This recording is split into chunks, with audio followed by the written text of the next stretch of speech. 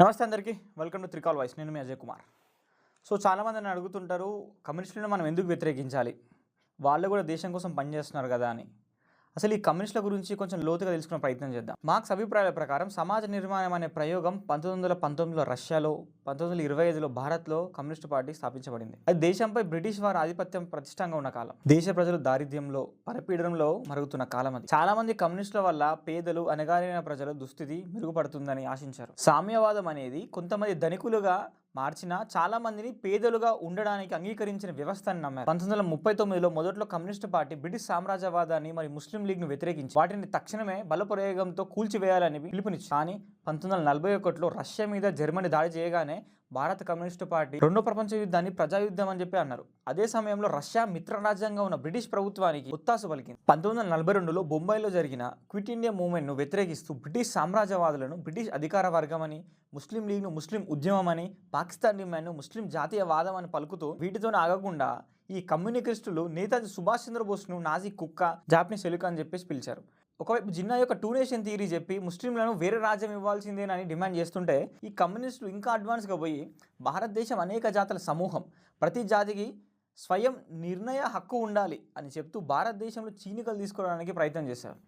అసలే ముందు నుంచి భారతదేశం కమ్యూనిస్టు పార్టీ దేశభక్తికి, జాతీయ భావనకు ఆమడ దూరంలో ఉండేది. భారత కమ్యూనిస్టులు మార్క్స్ కోరిన కార్మిక వర్గ విప్లవాన్ని సాధించలేకపోయారు. కానీ అతను ఆశించిన విధంగా దేశభక్తి, జాతీయ భావన అనే వాటి ఛాయలు కూడా సోకకుండా జాగ్రత్త పడగలిగారు. రష్యా, చైనా, వియట్నాం మొదలైన ఏ దేశాల కమ్యూనిస్టు పార్టీలు ఈ పనిని చేయలేకపోయాయి.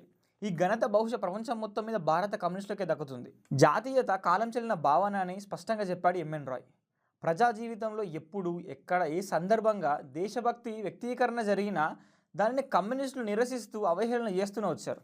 ఉదాహరణకు కన్హయ్యకుమార్ తాను భారతదేశం ముక్కలైపోయేంత వరకు మేము విశ్రమించామంటూ నినాదాలు చేశాడు. తుకుడ గ్యాంగ్ మనందరికీ తెలుసు. జేఎన్యూలో కమ్యూనిస్టు పార్టీ అతను అక్కను చేర్చుకొని పెద్ద పదవినిచ్చి పార్లమెంట్ ఎన్నికలు అభ్యర్థిగా నిలబెట్టింది. అఫ్కోర్స్ కాంగ్రెస్ నుండి అనుకోండి. ఈ మనోవైఖరి ఇప్పటిదేం కాదు, చాలా పాతకాలం నాటిది. శ్రీపాద అమృత డాంగే ఆయన చాలా కాలం క్రితం భారత కమ్యూనిస్టు పార్టీకి అధ్యక్షుడిగా పనిచేశాడు. ఆయన అల్లుడు విద్వాంసుడు వాణి దేవపాండే ఒక పరిశోధనాత్మకమైన గ్రంథం రచించాడు. ఆధునిక గణిత శాస్త్రంలోను, విజ్ఞాన శాస్త్రంలోను, గతితార్కిక భౌతికవాదంలోను గల చాలా విషయాలు ప్రాచీన హిందూ దర్శనాలైన సాంఖ్యంలోను, వేదాంతంలోను చెప్పబడినాయని చెప్పేసి ఆయన అందులో రాశాడు. ఆ పుస్తకాన్ని ప్రశంసిస్తూ శ్రీ అమృత డాంగే దానికి ఒక ముందు మాట కూడా రాశాడు. పాపం ఈ మామల్లులకు రాబోయేది విపత్తు అర్థం కాలేదు. భారతదేశపు ప్రాచీన ఘనతను సగర్వంగా ప్రస్తావించడం కమ్యూనిస్టు పార్టీ యొక్క ప్రముఖ మేధావులకు భరించలేని తప్పయింది. వేదాంతం గురించి మార్క్సిజం అనే పేరుతో ఒక ఈవెంట్ నిర్వహించి అందులో డాంగేకు కడుపునిండా చివాట్లు పెట్టారు.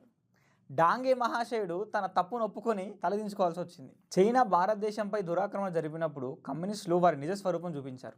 దాంట్లో ఉదాహరణ మన వరంగల్ ఘటన. కొందరు పౌరులు జాతీయ రక్షణ నిధిని విరాళంగా సేకరిస్తుంటే, వీధుల్లో తిరుగుతుంటే వాళ్ళపై కమ్యూనిస్టు కార్యకర్తలు దాడి చేశారు. అలా ఇంకో ఘటన చూసుకుంటే బర్ద్వాన్ ఘటన. పశ్చిమ బెంగాల్లో చైనా దురాక్రమణకు వ్యతిరేకంగా నిరసన ప్రదర్శిస్తున్నప్పుడు కమ్యూనిస్టు పార్టీ కార్యాలయం నుండి రాళ్లు రువ్వారు. లోక్సభ అప్పటి కాంగ్రెస్ యువనేత చంద్రశేఖర్ ఇలా అన్నాడు: మేము కమ్యూనిస్టు ఇల్లు తగలబెట్టకపోవచ్చు, కానీ కమ్యూనిస్టు పార్టీ కార్యాలయాల నుండి రాళ్లు వేస్తే ఆ కార్యాలయాలను ఎవ్వరూ, ఏ ప్రభుత్వము రక్షించలేదని అన్నాడు. అంతేకాదు, కొన్ని సంవత్సరాల క్రితం జేఎన్యూలో స్వామి వివేకానంద విగ్రహాన్ని పెట్టాలని నిర్ణయిస్తే లెఫ్టిస్ట్ స్టూడెంట్ యూనియన్స్ తీవ్రంగా అభ్యంతరం వ్యక్తం చేశారు. ఎందుకు? వివేకానందుడు భారతీయ వేదాంతాన్ని, భారత జాతీయతను విశ్వవ్యాప్తంగా ప్రచారం చేసి గౌరవాలు పొందిన మహాపురుషుడు కదా. కమ్యూనిస్టులకు జాతీయ భావం, హిందుత్వం రెండు అభ్యంతరకరమైనవే కదా. దానికి నిదర్శనమే మోప్లా ఊచకోత. 1921లో మోప్లా ముస్లింలు మలబార్ హిందువులపై జరిపిన హత్యాకాండను, మానభంగాలను, మత మార్పిళ్లను కమ్యూనిస్టు పార్టీ మత విద్వేషంతో చేసిన దుశ్చర్యలుగాని ఒప్పుకోలేదు. అవి కేవలం ఆర్థిక కారణాలతో జరిగిన అల్లర్లని, పేద రైతులు భూస్వాములపై చేసిన తిరుగుబాటని వ్యాఖ్యానించింది. అంతేకాకుండా కాశ్మీర్లో మతం పేరిట చెలరేగిన వేరుపాటువాదాన్ని, ఉగ్రవాద చర్యలను భారత కమ్యూనిస్టు పార్టీ ఎన్నడూ ఇప్పటి వరకు ఖండించలేదు. ఆగస్టు 9, 2007న కమ్యూనిస్టు కార్యకర్తలు హైదరాబాద్లో షోద్ అనే బెంగాలీ నవల తెలుగు అనువాదానికి ఆవిష్కరణ సభ ఏర్పాటు చేశారు. ఆ పుస్తకం యొక్క బెంగాలీ మూల రచయిత్రి ఎవరైతే తస్లిమా నస్రీన్ ఉన్నారో వారు కూడా వచ్చారు. ఆమె ఇస్లాం మతతత్వ ధోరణులను విమర్శిస్తూ, స్త్రీ స్వేచ్ఛను సమర్థిస్తూ గార్డెన్ రచనలు చేసేది కాబట్టి ముస్లిం ప్రముఖులకు ఆమెపైన మితిలేని కోపం ఉండేది. మజ్లిస్ ఇతిహాదుల్ ముజల్మీన్ ఎంఐఎం పార్టీకి చెందిన 3 శాసనసభ సభ్యులు వేదికపై ఉన్న తస్లిమా నస్రీన్ మీద విరుచుకుపడి ఆమెను చావగొట్టబోగా సభ నిర్వాహకులు వారిని అడ్డు నిలిచి బ్రతిమాలుకొని ఆ రచయితని కాపాడారు. దీనిపైన కమ్యూనిస్టుల స్పందన ఏంటో తెలుసా? అప్పుడు కానీ ఆ తర్వాత కానీ భారత కమ్యూనిస్టు హేతువాది పెద్దలు ఆ ముస్లిం శాసనసభ సభ్యుల దౌర్జన్యాన్ని ఖండిస్తూ కాస్తైనా నోరెత్తలేదు. తాము ఏర్పాటు చేసిన సభను వాళ్ళు భంగపరిచినా సరే అన్ని దిగమింగ మౌనంగా ఉన్నారు. అదే హిందుత్వం మీద, హిందూ సంస్థల మీద, హిందూ సంస్కృతి మీద ఒంటికాల మీద ఎత్తి లేచి విరుచుకుపడడానికి, విషం కక్కడానికి మాత్రం ఏ చిన్న అవకాశం దొరికినా వదులుకోరు. అసలు ప్రశ్నకు వద్దాం. మార్క్స్ సిద్ధాంతం సరైనదేనా? మార్క్స్ సిద్ధాంతం అబద్ధపు పునాదులపై, అసలు మార్క్స్ సిద్ధాంతమే అసత్య భావనపై ఆధారపడింది, అసంబద్ధమైనది. ఈ సిద్ధాంతం చెప్పి దాని ఆధారంగా ఆయన చెప్పిన జోష్యాలు ఏవీ ఫలించలేదు. ఆయన చెప్పిన పద్ధతిలో ప్రపంచంలో ఎక్కడ కమ్యూనిస్టు రాజ్యాలు ఏర్పడలేదు. రష్యా ఏర్పడింది కదా అని ఉంటారు. బోల్షివిక్ విప్లవం పెట్టుబడిదారి వర్గపు పీడన భరించలేక కార్మిక వర్గం తిరుగుబాటు చేసి తెచ్చిన విప్లవం కాదు. జర్మనీ పాలకులు తమ బందీలుగా ఉన్న లెనిన్ను విడిచిపెట్టి రష్యాలో జార్ ప్రభుత్వాన్ని కూల్చివేయడానికై ఆర్థిక సాయం ఇచ్చి పంపగా వచ్చిన విప్లవం అది. ఇతర కమ్యూనిస్టు రాజ్యాలు మంగోలియా, పోలాండ్, తూర్పు జర్మనీ, హంగేరియా, బల్గేరియా, చెకోస్లోవేకియా, రుమేనియా, ఉత్తర కొరియాలతో ఏర్పడిన కమ్యూనిస్టు ప్రభుత్వాలు రష్యా సైనిక జోక్యం వల్ల ఏర్పడినవే తప్ప మార్క్స్ గతితార్కిక భౌతికవాదంలో చెప్పిన పరిమాణ క్రమంలో వచ్చినవి కాదు. ఇంకా మరి చైనా విషయం ఏంటి అని అనొచ్చు. అక్కడికి వద్దాం. చైనాలో వచ్చిన కమ్యూనిస్టు విప్లవం కూడా పెట్టుబడిదారి వర్గంపై కార్మిక వర్గం చేసిన విప్లవం కాదు. పోనీ ఎలాగో ఒకలాగా కొన్ని దేశాల్లో కమ్యూనిస్టు ప్రభుత్వాలు ఏర్పడ్డాయి కదా, ఆ పాలకులు మార్క్స్ బోధించిన వ్యవస్థను అమల్లో పెట్టారు కదా, అందువల్ల దేశాల్లో సుఖ సంతోషాలు విరజిల్లాయా?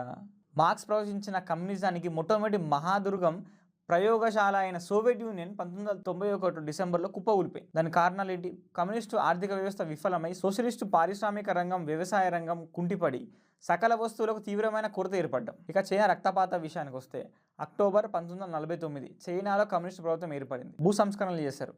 10 లక్షల నుండి 20 లక్షల వరకు భూస్వాములు మరణశిక్షకు గురయ్యారు. గ్రేట్లీ ఫార్వర్డ్ అనేది చైనాను వేగంగా ఇండస్ట్రియలైజేషన్ మరియు వ్యవసాయాన్ని ఆధునీకరించడం లక్ష్యంగా మావో జెడాంగ్ ప్రారంభించిన విప్లవాత్మక కార్యక్రమం. దీనికి పర్యవసానం 4 కోట్ల మంది ప్రజలు చంపబడ్డారు. చైనా యొక్క సాంస్కృతిక వారసత్వం చాలా వరకు నాశనం చేయబడింది. సుమారు 15 లక్షల మంది హతమార్చబడ్డారు. సామాజిక ఆర్థిక కల్లోలం చెలరేగింది. 1976లో మావో చనిపోయాక పరిపాలన చేపట్టిన డెంగ్ జియావోపింగ్ చాలా వరకు కమ్యూనిస్ట్ సిద్ధాంతాలను వదిలిపెట్టాడు. అంటే లిటరల్ చెప్పడానికి పక్కన పెట్టేశాడు.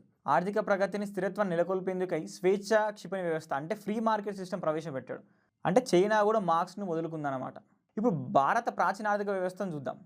భారతీయ సమాజ నిర్మాతలు పెద్ద పెద్ద సిద్ధాంతాలు చెప్పకపోయినా అద్భుతమైన ఆర్థిక వ్యవస్థ నిర్మించారు. గ్రామ వ్యవస్థ చూసుకుంటే సుమారు 16 వృత్తుల వారు కలిస్తే ఒక గ్రామం ఏర్పడేది. ఆ వృత్తుల్లో గ్రామంలోని వారు అవసరాలకు సరిపడిన అన్ని వస్తువులు తయారయ్యాయి. అక్కడనే వృత్తి వారి ఉత్పత్తులను మిగిలిన అందరూ వినియోగదారులే. నిరుద్యోగం లేదు, ఉత్పత్తులకు అమ్ముకోవడం ఇలాగా అనే సమస్య లేదు, గిట్టుబాటు ధర పలకడం లేదు అనేది లేదు, వర్గ పోరాటం లేదు, విప్లవ ఆలోచనలు లేవు. ఉన్నదంతా సమన్వయమే, సామరస్యమే. ఈ భారతీయ ఆర్థిక వ్యవస్థ కొన్ని వేల సంవత్సరాలు చక్కగా నడిచింది. విదేశీ దండయాత్రల నుండి మనని మనం రక్షించుకోలేకపోయాం కనుక, ఇతర జాతుల పెత్తనంలో పడ్డాం కనుక అన్ని వ్యవస్థలతో పాటు ఈ వ్యవస్థ కాపాడుకోలేకపోయాం. భారతదేశానికి సంబంధించినంత వరకు కమ్యూనిజం అనేది ఇక్కడ లేని సమస్యకు అక్కడ లేని పరిష్కారం. సో ఈ వీడియోని లైక్ చేసి షేర్ చేయండి. మీ అభిప్రాయాన్ని కామెంట్ రూపంలో చెప్పడం మర్చిపోవద్దు.